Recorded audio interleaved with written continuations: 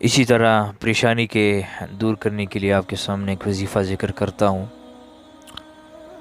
یہ الفاظ ہے: لا حول ولا قوة الا باللہ، لا ملجأ ولا منجأ من اللہ الا الیہ۔ اس دعا کو 100 مرتبہ پڑھ لینے سے اللہ تبارک و تعالی ہر قسم کی مشکل اور پریشانی دور فرما دیتے ہیں۔ بڑی توجہ اور خوب استحضار کے ساتھ پڑھا جائے۔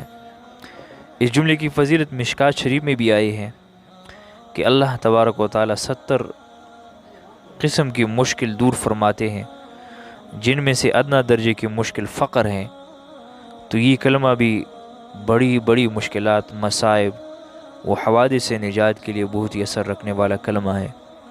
اس لیے اس کو بھی 70 مرتبہ یا ایک تسبیح پڑھ لیا کرے۔ انشاءاللہ تبارک و تعالی اس کی برکت سے آپ بہت سارے مصائب سے اور مشکلات سے نکل جائے گی۔ اللہ تبارک و تعالی اس کے لیے راستہ نکال فرمائے۔